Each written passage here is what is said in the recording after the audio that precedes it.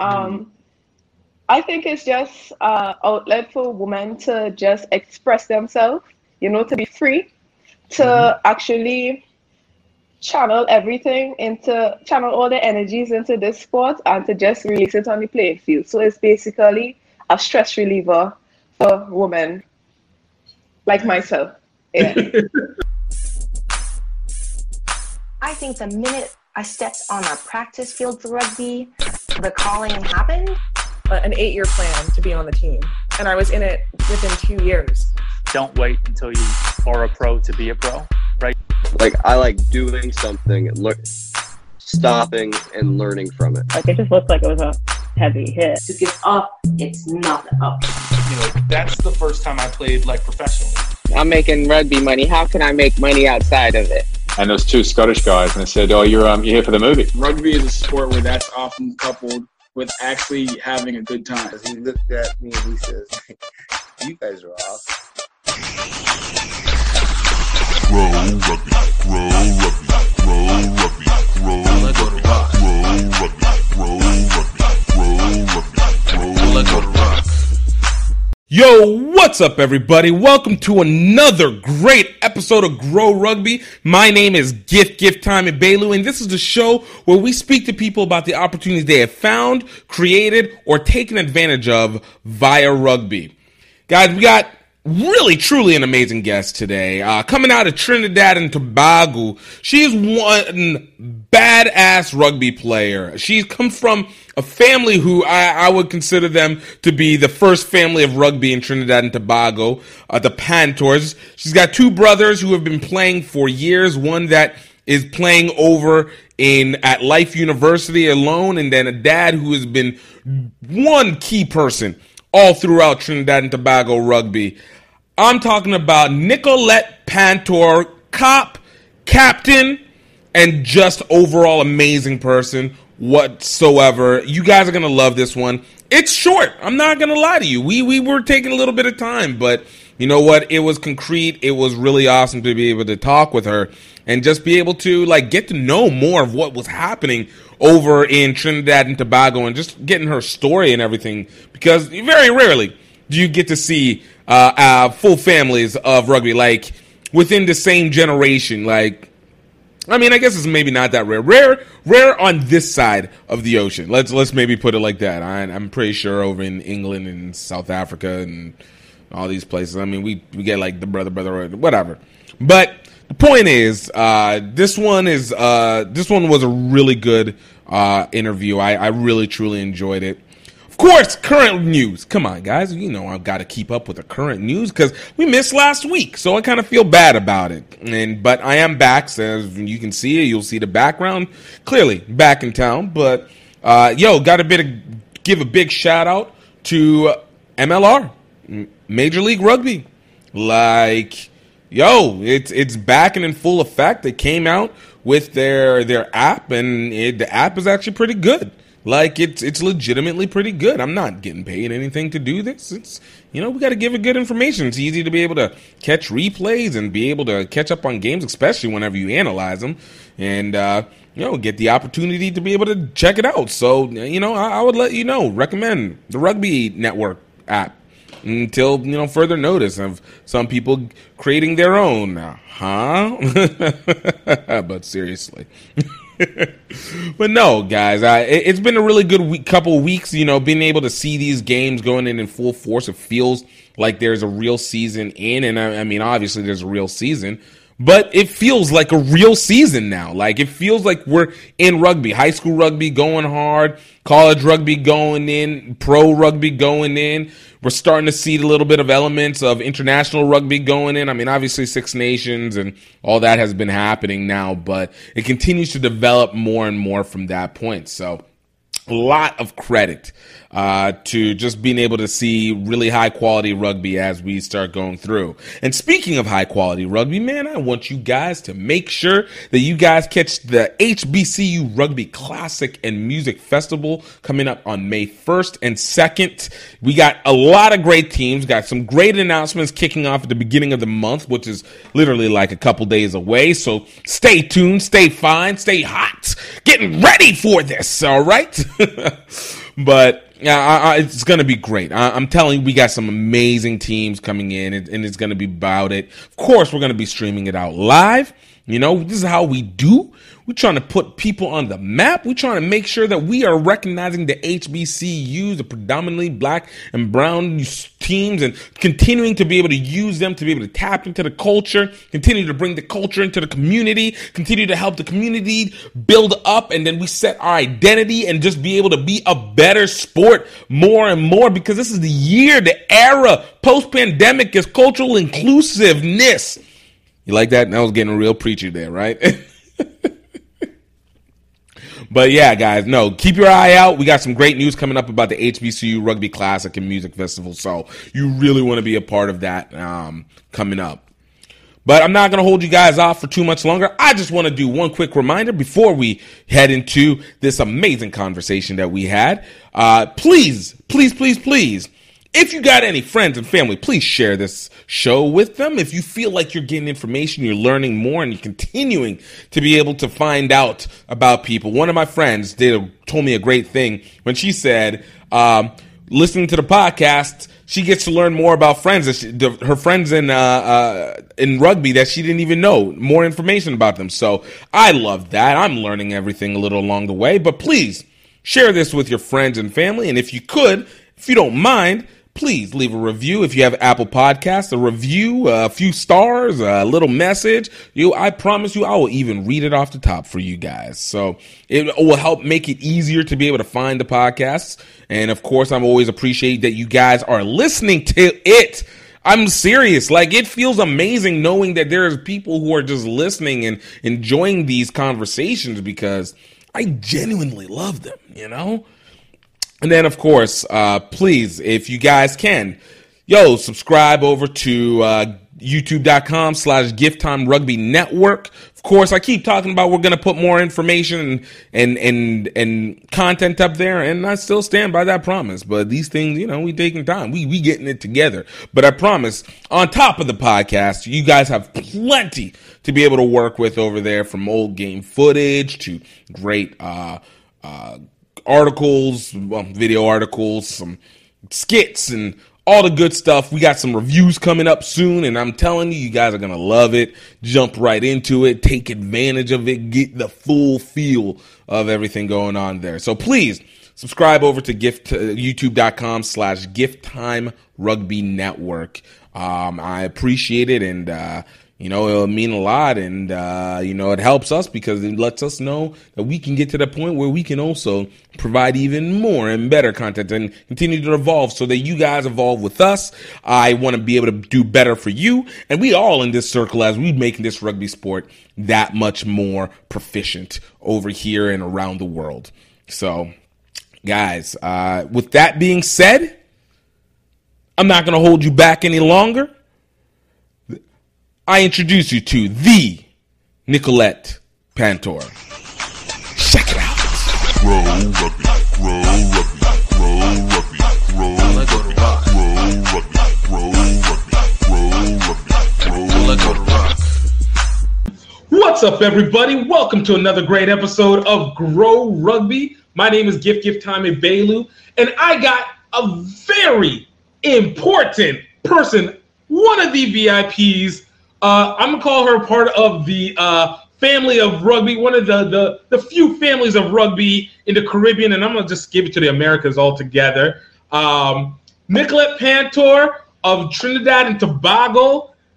Nicolette, I want to thank you so much for just taking the time. No problem. Well, look, I have to always say one of the great things of being able to have you on is always getting to know where people start from. And like I was telling you before we started, the Pantor name, I feel, is almost synonymous with rugby at this point in time, between your dad, your brothers, and then you as well, being one of the premier Trinidad and Tobago players, and known just your history that's gone along with it, and how impactful you've been for women's rugby. So I'm very honored again to be able to have you and to be able to talk to you and get to know you a little bit more. Nice. That's my pleasure. I'm here for any questions that you have, and we'll answer them. Well, you know, I kind of always like starting off with getting the origin story because, of course, for anything that you do, you know, there's a start. So for you, like, what was that start into rugby for your journey? Well, I started playing rugby in my backyard. My father was the first person to introduce the game to me and my two brothers. That was around age 7. Yeah, and from there, I loved the sport, and I continued playing with my brothers and with their friends, and that was it. I kept on playing. So I have to ask, because I never really actually can tell, what is the range for you and your brothers from oldest to youngest? Okay, so I'm the oldest, right, and everyone is 2 years apart. Ah, okay. That makes perfect sense. So, now, okay. You know, look, whenever you see the pictures, I feel like the matriarch feeling is out there, but I wasn't sure. I was just like, look, I just know Nicolette is owning the game, keeping everybody in check, but I didn't know exactly where the order was. So I love it.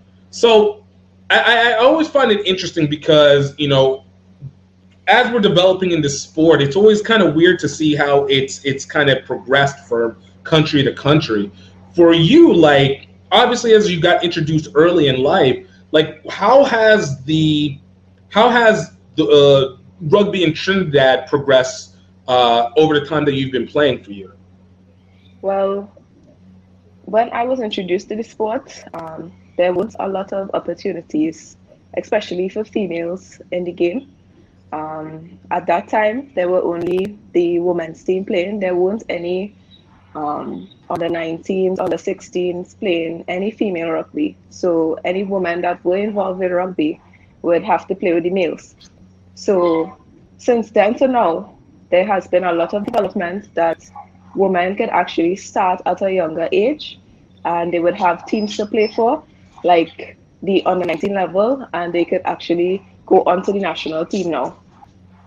See, I love that. And wait, hold up, Tom. So you guys were playing against the men. Wait, are you guys also playing tackle against the men as well too? Yeah, at the youth level, because there were less less girls in the game. When I had started playing rugby, we would have played tag beat with the males against the males until we reached to the women's level. Oh man. So you guys were already like rough and tough. You were like, yo, we're not afraid of anybody. We already been doing this all this time. Yeah.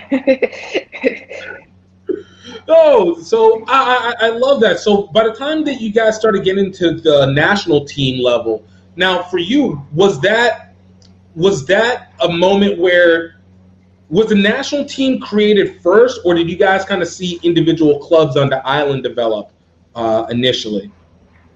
Well, the national team was always there, but the individual clubs, they started to develop more over the years. So, for example, like Exiles Rugby Youth Club, that was a club that developed over the years. That's based in South Trinidad. That's the club that I originally started playing rugby for. Nice. That I like that. I like that. So, as this is. You guys are seeing this development go on, and I always like to, especially when it comes with women's rugby, because there's always the struggle of trying to establish the culture of rugby within the women when you're starting, and then you have the social culture trying to conflict against you. What was as you were playing and you were starting to see more women become a part of this, or what was the social dynamic around your environment where when people started seeing more and more women play rugby? Well, people usually they aren't aware of women in rugby on the whole in Trinidad until they see the national team on TV, and then they question and they would ask, wait a minute, there is a women's rugby team, there is women's rugby, there is rugby in Trinidad and Tobago, because usually there were only males playing the sport. And since we started to like qualify for tournaments with the national women's team, and get our names out there, start to post a lot of pictures and make the public aware of it, then they basically accepted the women's rugby and the sport with the involvement of women. So that's how it was. Yeah.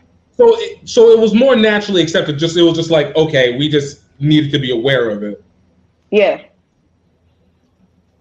Huh. I find that interesting because, you know, again, usually you get that why would women play? But I'm so happy that the island was just like, hey, give us a chance to know what's going on, and we just kind of smooth our way through. Yeah, because the more that it was around, starting at the school level, is the more girls were interested in playing. The reason why they weren't playing before is because they were unaware that the sport existed on the island. So now that they are aware of the sport and seeing women involved in it and playing at an international level, they started to play more. Yeah. So I love to hear that, because now it goes to the factor of, does rugby impact culture or culture impact rugby? Like, the more that you guys were seeing it now, do you feel like, well, I guess maybe let me ask this instead. Do you feel like women on the island were looking for a contact sport to be able to play, as opposed to maybe what would be traditionally there, whether it's in football or netball, cricket, etc.? Do you think that there was an underlying hunger for people to want to be able to maybe not say release aggression, but to release aggression and be like, yo, we want to have this opportunity, and there's a confidence in being able to have that outlet? Well, yeah, you could say that. Yeah, it's that way because, I mean, the sports in Trinidad usually that women gravitate to are like netball, track and field, football. So, I mean, the awareness, they weren't aware that there was rugby in the country. So the more we continue playing, the more we introduce the sports to schools, the more we promoted the sport, is the more they became aware and would have engaged in the sport. That's basically because every girl or woman who has been introduced to the game thus far, well, this is from my experience, they would have stayed in the sport. Yeah, and they love it so. No, it makes perfect sense. Look, I had the chance of being able to see you guys play initially. My first time seeing it was in like 2015, whenever you guys came up to Cary, North Carolina for the NACRA championships. So seeing the fluidity that you guys had was impressive, especially, you know, this is 6 years ago, so the knowledge of even the Caribbean rugby was still developing at that point, versus where I feel like it is now, where you guys, it's almost, for what it's worth, feels like you guys are a powerhouse in the Caribbean. You guys kind of dominate the game a little bit, you know. Yeah, we had our great moments. We had a lot of great moments, and I was thankful for those great moments. Yeah. Do you feel like as you playing rugby, and especially in Trinidad, and maybe you can kind of give me an idea, but I guess let me ask it like this: what would you consider as Trinidad rugby? Like, what is the cultural style that comes with rugby in Trinidad? Okay, so that's a difficult question. That's what we do. Yeah, let's. You thought this was gonna be easy, no? Okay, in my own opinion, I think it's just outlet for women to just express themselves. You know, to be free, to actually channel all their energies into this sport, and to just release it on the playing field. So it's basically a stress reliever for women like myself. Yeah. No, it almost sounds like you almost make it an artistry versus a technical skill. Yeah, exactly how you said it.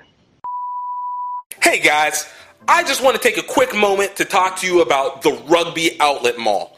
Now, I know you guys have heard me talk about this many times in the show before, typically in the intro, but I wanted to really make sure to get your focus on it because the Rugby Outlet Mall is not just the commerce hub for GiftTime Rugby, but it is an area where we want to be able to create the movement and the symbolic elements that add to the movement. The Rugby Outlet Mall is here so that we can have something to not just to have for the field, but more importantly to be able to have as a regular lifestyle. Because as you know, rugby is not just a sport. It's a whole way of life. It is a movement. And we have everything moving from cultural to your pop culture items like our Rugby Zon shirts and sweaters, as well as representing for the culture as we continue to develop the HBCU Rugby Classic. And we want to continue to support these things because it only grows the sport overall. We are continually growing to be able to make sure that we're connecting with you on a personal level as well as a rugby level. And for you guys that are listening to the podcast and listening to this show, want to let you know that you are going to get 20% off all gear that is under the category of GiftTime Rugby Network and the HBCU Rugby Classic. That is basically the entire store. And all you need to use is promo code GROWRUGBY, GREAUX Rugby. And with that, you guys will get 20% off any clothing that is in the store as of right now. And of course, we're always building up more and more each time. But we want to make sure that you are able to symbolize your rugby faithfulness to the rest of the world and let them know that there is an opportunity to be able to develop, to grow, and to get better each and every time in this sport. So guys, I hope you guys check it out. Definitely go, and you guys can go to www.rugbyoutletmall.com. That is rugbyoutletmall.com. Guys, you're not going to want to miss one bit of this. Now let's get back to it. Yo, I love it. We're going to start calling you Picasso on the field, all right? No, but I like that idea because, you know, whenever we come into developing rugby, especially in non-major rugby countries, I think we always get caught up in the factor of trying to replicate what's going on in European or in New Zealand and try and see if we can mismatch that into some variation at home. But, you know, whenever you're talking about like being able to find your own self within the sport itself, it does come from the individual context and how that works with the team. Yeah, because we play free. Yes, we would have structures and stuff in place for when we play in tournaments, but basically, when each one of us step out on the field, that's the women's team I'm speaking about. We are free. We are able to express ourselves, display our talents from the Caribbean, and just, you know, be proud doing that and be good ambassadors for our country. No, I love it. I love it, and I think it's one thing again that you guys have been really consistent with, and it's coming from the U19 youth and going all the way up. You know, you've seen this develop over time. What has been some of the things that you guys have? What are examples of things that you guys have done that you feel has really helped change the way the game gets perceived in Trinidad, and how you guys have been able to grow and develop a structure so well over the last, you know, decade or so? Well, firstly, we would have been able to develop because the coaches that are involved with the teams, they would have went to America and got qualifications in whatever certificates that they would have done. They would have brought that experience back to the Caribbean and try to teach the male and the female teams whatever they would have learned. Because, well, in the Caribbean, we don't really have much opportunities to go foreign and develop our skills as other teams may have. So it's just basically we just keep trying, we just stick with the sport and we keep playing, and whatever comes our way, we are willing to accept it. Whatever opportunities come our way, we just accept it and we play with our hearts always. No, I like that, and it is in the passion that you start to see the most innovation, right? Yeah. You know, and be able to see it in a wider scope. So basically, you guys have been able to kind of still, it's almost like borrowing from places and then bringing it back and being able to develop. Do you guys see that development of like coaches coming in underneath the country now that you have people that go to the States and come back in, or come in from Britain or UK or whatever and come in? Have you guys started to see development within the landscape itself, within the island itself? Yeah, I would say yes, because I started playing on the national team at age 13. So I was a 13-year-old playing amongst like women who are like 20 and up, right? So like being a part of that since then to now, I would say there would have been a lot of developments, because the structure that we had in place then and the assistance that the Rugby Union in Trinidad would have received through whatever partnership programs that they would have done and the knowledge that they brought back to us, the style of Trinidad rugby has developed a lot, that we are now able to actually go to tournaments, run sevens and so on, and actually qualify and actually be noticed. So I would say yes, it had a big impact because the rugby had developed. Yeah. Nice. Nice. And you know, I was talking with Robert Perry with Curaçao, and I was asking him about like development of like referees and stuff like that, referees and educators in Curaçao, and they were talking about their struggles. How has that been for you guys, that obstacle? Because we know that what happens on the field is one aspect, getting the players and everything is its own challenge, but the scaling of the sport comes from what you're able to also do at an administrative level and what you're able to do at these technical levels outside of what's just happening on the field. How do you feel that has been developing, especially under the time that you've been watching? Yeah, well, that has developed a lot, because from when I started playing rugby, there were a few referees in Trinidad and Tobago, and now I would have remembered a few refereeing courses, coaching courses, level 1, being offered to athletes, rugby players in Trinidad, even non-rugby players in Trinidad, like physical education teachers.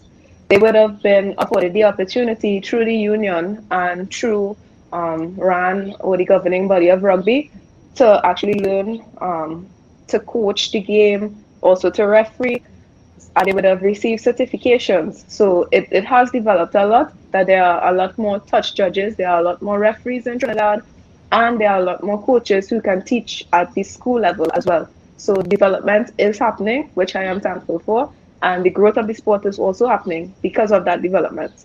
No, that's what it is. You know, it's a cohesive effort, you know, to do that. I love that. You know, I always find it interesting, especially whenever people are finding themselves in positions, because you've now taken over as the union secretary for Trinidad and Tobago Union, correct? I am not the secretary. Oh, wait, I miss it. Well, you know what? This is where we get bad information, and this is misreading. But you're in an administrative position in it still, no? No, I'm just a player. I'm the captain of the national women's sevens team. Okay, yeah. Look, you know what? That's not at the administrative level as yet. I mean, I'll get there one day, but not now. Okay, all right. Look, we adding it, so that works perfect. All right. Again, we'll erase it. I'll eat my own bad information, but I knew that you were still the captain on that, so it actually lets me rephrase the question a little bit better.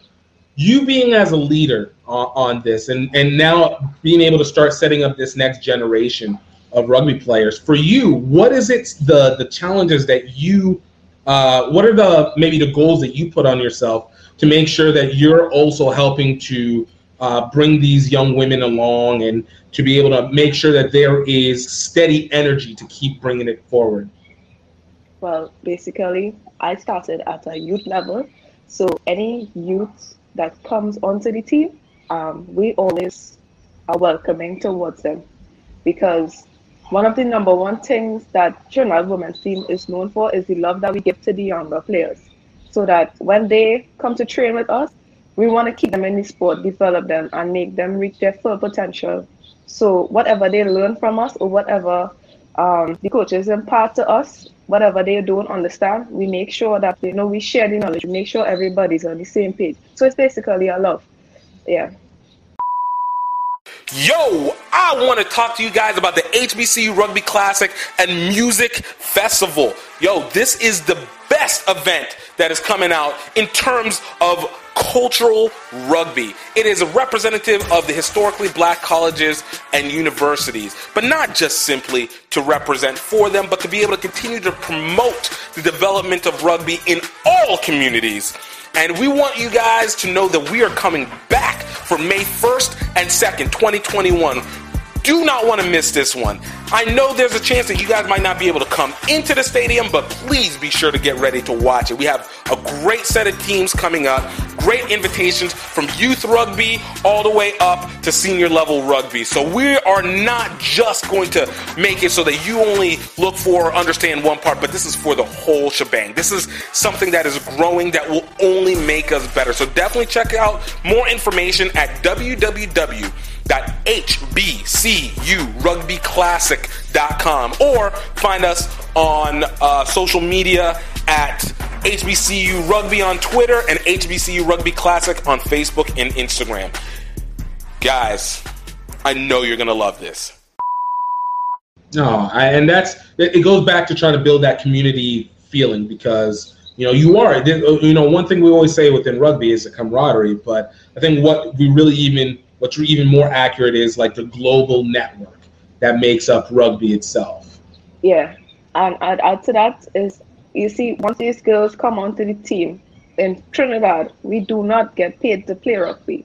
So most of the persons doing it, they're doing it because they're passionate about the sport, or they just love it on the whole. So to get athletes to stay in the sport, we have to offer them either some form of love, comfort, something that makes them connected to the team, so that when they start the sport, they won't leave the sport, because it's not much they're receiving from the sport. So, they need to feel that togetherness, that family that the rugby union allows these athletes to feel. Once we continue that, we get them to stay, and hopefully one day things could change where athletes could get paid and stuff like that, and they would be able to reap that benefit. No, that is the truest statement that you could put. Like, it's giving something, and I always talk with people about like the value that has to be coming out of the sport itself, because if you're not getting something from it, like why do we keep bringing people in? So I love the fact that you guys focus so heavily on making sure that there is that safety for the players itself. Yeah. Now, there's one thing you kind of spoke on it, on talk about getting paid and stuff like that, or at least in funding. I found that in non-major rugby countries, it's pretty consistent. Like, people are always we're trying to figure out, how do we get from point A to point B? Where do we get our money? Like, for you guys, when you guys are doing fundraising, like, what is that challenge? Has there been things that you've kind of had to learn about yourself in the process of being like, okay, how do we help figure out where to get the money to travel and to and from? Yeah, well, look, we are fortunate enough to receive funding for tours and stuff from our government, the Trinidad and Tobago Olympic Committee. We receive funding from them, so we are so thankful for that. As well as we may receive funding from international. I think the rugby union would know more about that part of the sport. And as it relates to funding, the only two that I can speak on that I am knowledgeable about is the government of Trinidad and Tobago and the sports company, those governing bodies. Yeah, that's dope.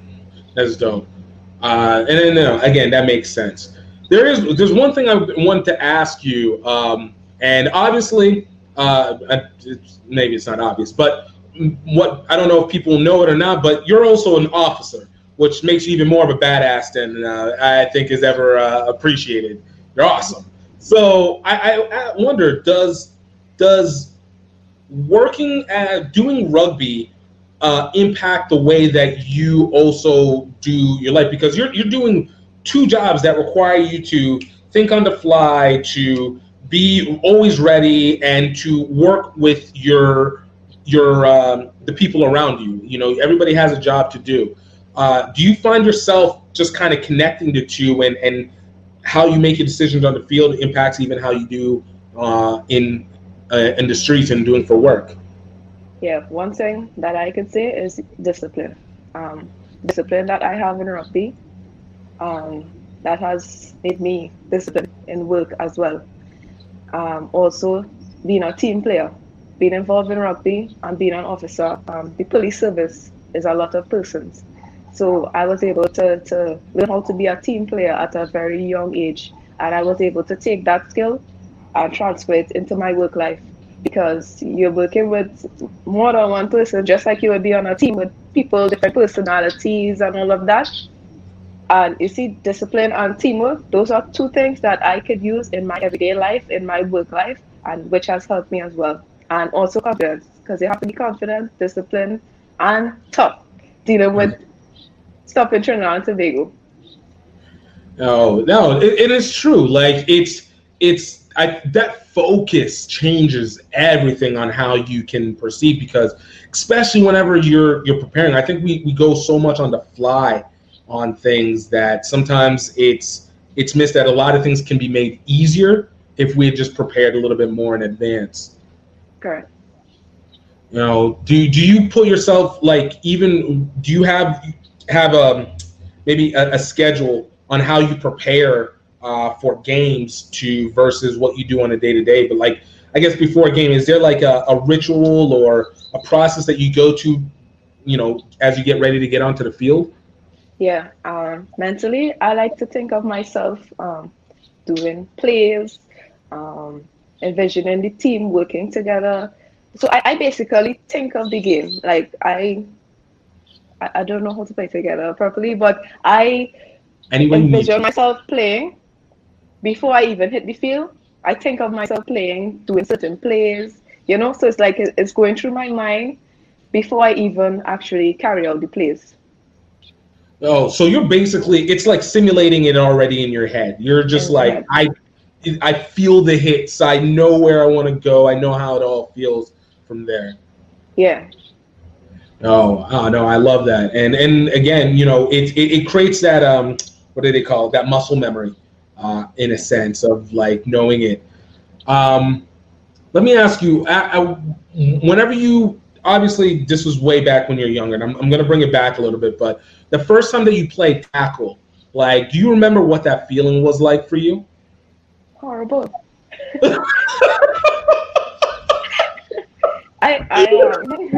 It wasn't nice, because I had to make up my mind at that point when I received my first tackle that if I would continue with this sport, or if it would have been, okay, well, that's enough, I'll choose a next sport.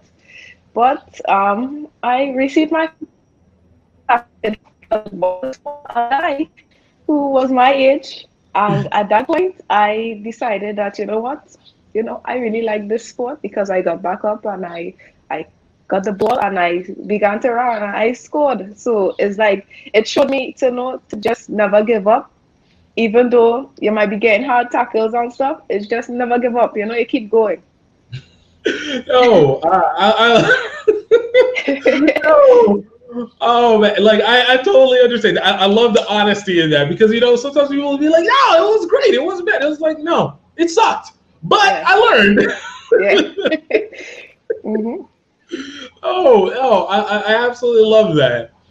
You know, and even now to this day, like, now that you get on the field, obviously you've played a lot of games, so tackling has a different connotation, but, you know, for you, do you still get maybe some of those nerves? I know for me, sometimes going onto the field, I'll still get that little bit of flutter in the stomach, just because the anticipation for you, especially because you've played a number of international games. Do you still get those maybe nerves is the wrong word, but that feeling, that excitement, that anticipation?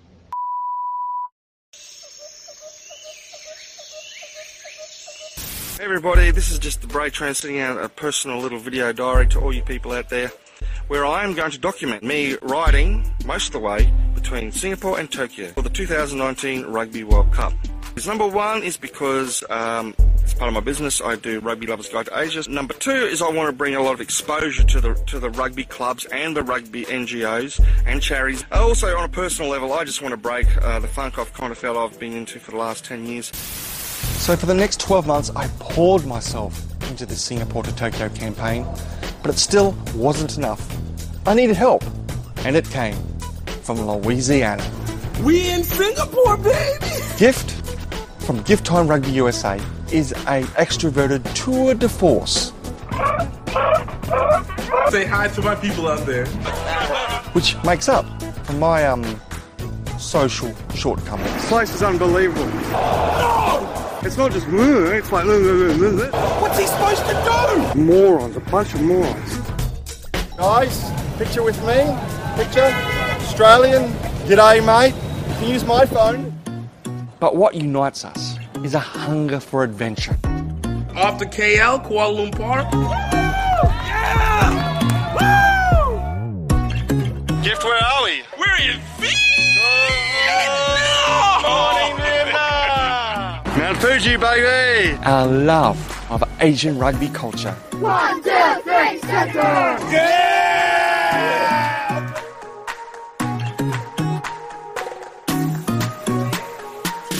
Rugby is starting to develop here in Cambodia for women as well. Valkyries, the mighty, mighty Valkyries!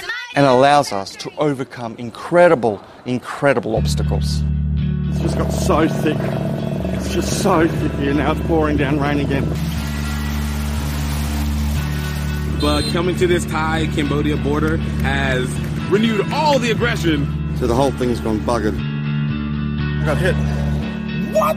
I got tail-ended by a motorbike. I just feel that knee, that ankle just going in all the wrong directions under the weight of my body. But that doesn't compare to the pain of failure. I'm dying. Oh, I'm dying. And that's what I've been worried about this whole time. We're out here, we're running out of energy, we're running out of money, and we're feeling isolated. And yet at that critical moment, friends, family, sometimes complete strangers come on board. Before you know it, we're back in the game. Tokyo, here we come! Making a comeback. 4 weeks, 2,300 miles, 5 countries. After all the trials and tribulations, this ride had become deeply personal. All that mattered now was getting to that Rugby World Cup game in Tokyo. Yeah, buddy. All right. Be easy.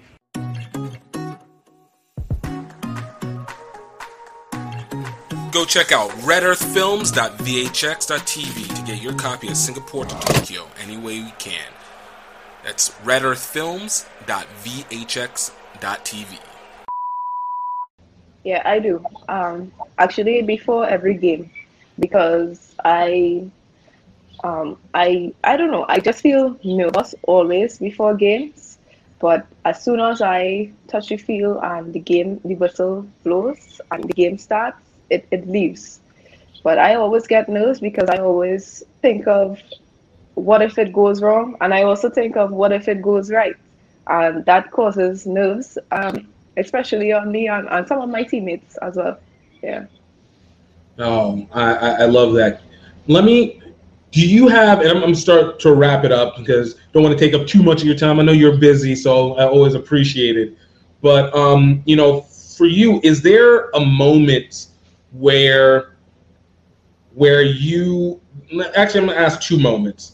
First moment just being that moment where you knew I absolutely wanted to keep playing this game. Like this sets in. It doesn't necessarily have to be on the field, but it can be. But is there a moment where it was just like it all felt like it clicked for you, and you're like, yeah, this is where I'm supposed to be? Yeah, I had that moment at my first international tournament. I remembered that was my first cap for Trinidad and Tobago to Guyana, where we would have played in a 7th tournament, and we reached to the final. And I got my first opportunity to play. I believe I played in the game, the semi-final. And I got a ball and I got it to the 22 and I ran. And I got tackled in the 5-meter area of the other team. And my teammates were there to support me. And I said to myself at that point, when the game was over, that, you know what, this sport, I felt like it is part of me and I need to continue playing it. And ever since that game, that was the moment that I know that rugby is for me and I want to continue this and I want to give back to the sport and I want to have an impact on young girls and even young guys who would be involved in the sport. Oh man, I love that, and it's just, it is that moment where it's like it's the culture that always catches people the most. Like I think everybody, at least if you are an athlete in some way, shape, or form, we always understand gameplay one way or another, but that culture of connection that is, with both your teammates or even with your opponents, I think changes the way that you attach yourself to the game, and it makes it maybe easier. Yeah. Oh, I love that. And then the second one is, aside from that moment, which seemed very significant in and of itself, what was a moment where you maybe played your most memorable game? Like it might not be like even the best or the worst, but it was just a moment where it just like it stuck to you, and you always sometimes cycle back to it from time to time. Well, that was that. Well, I actually have 2 of those moments. Oh, let's go! Yeah. In North Carolina, when we had played that tournament, we had played a game against Jamaica. And I remember playing in the stadium. Can't remember the name of the stadium, but we were at that stadium, and I believe that was the Caribbean semi-final or something like that. And we were able to win that game. Now, Jamaica is always a tough opponent for us. And the fact that we won that game at that point in time and had qualified for the other tournaments, that game stand out to me because every single try we scored in that game, we were able to do team plays. And I am all for teamwork. And anytime a team can work together as a unit and accomplish great things, those kind of stuff stand out to me always. And the second moment for me was when I first started playing with my brothers, right? I actually wasn't playing at this time, but I was looking at them play, Leon and Jeron Pantor, my 2 brothers. I just saw what they could have done. And I don't know, I just felt like something on the inside that said to me that, hey, this sport is for you. And what they are doing out there, it impacted my life and it impacted me. So from seeing they play rugby, I said that, this is for me. Yo, I love that. Do you guys like sit down as a family all together and like talk rugby sometimes, just like and analyze each other's games and whatnot?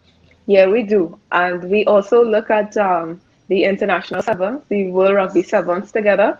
We look at it live. We actually stay up like sometimes 2 o'clock, 3 o'clock in the mornings when they play in international tournaments. We actually up in Trinidad looking at the games and enjoying it together.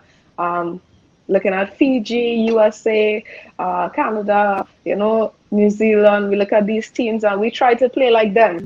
They are our role models from the Caribbean. We look at them and we try to get a thing or 2 from their style of play and bring it back to the Caribbean and give it our own twist to have that edge over the Caribbean athletes. Hey, look, you know what? Slowly take the slow domination of the region, and then the world is next, right?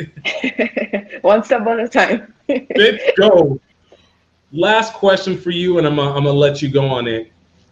What is it that you would want people to know about Trinidad and Tobago rugby that they might not know, or maybe a myth that you would want dispelled when people think about your guys' rugby?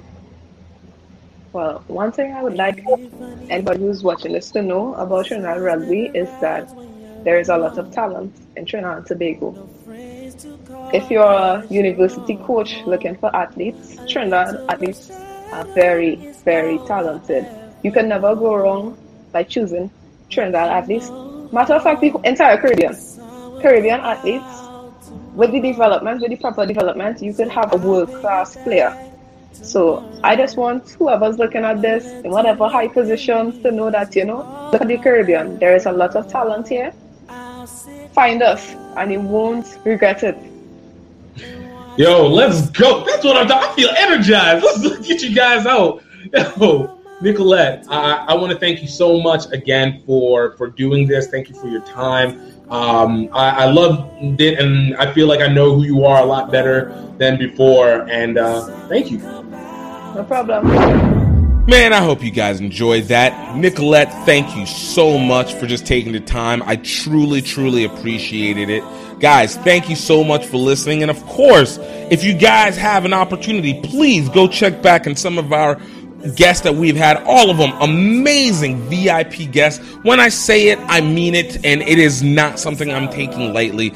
We have amazing people telling great stories, creating around this, and I hope you guys are hearing the gems that they are dropping along the way, because they're basically telling us stories, not just how to be better rugby players, but how to be a better rugby industry, how to be better rugby people, how to be better rugby coaches and facilitators and participants, and all across the board. We had last week Jess Nilsson with York Rugby, former Canada national team rugby player. For that, Keisha Downs, vice president for Jamaica Rugby Union. Prior to that, my guy Ryan Ginty of Next Level Rugby, who just has been producing the new Fox Sports 1 MLR show.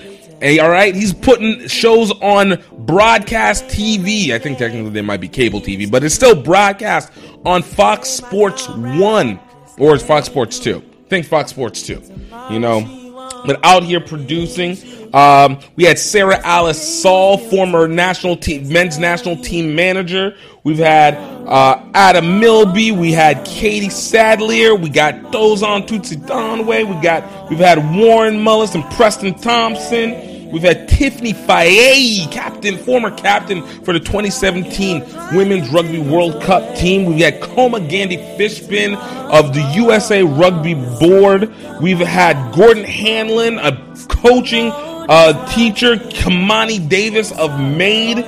We've had Derek Lipskin of the Work.Education, Old Blue Rugby of New York, and Roots Rugby. Kelly Smith of the American Rugby Training Facility. Rashad Lipford of North Carolina A&T Rugby. I mean, some great, amazing people. Charity Williams, activist, Canada national team member, ultimately Olympic bronze medalist in that.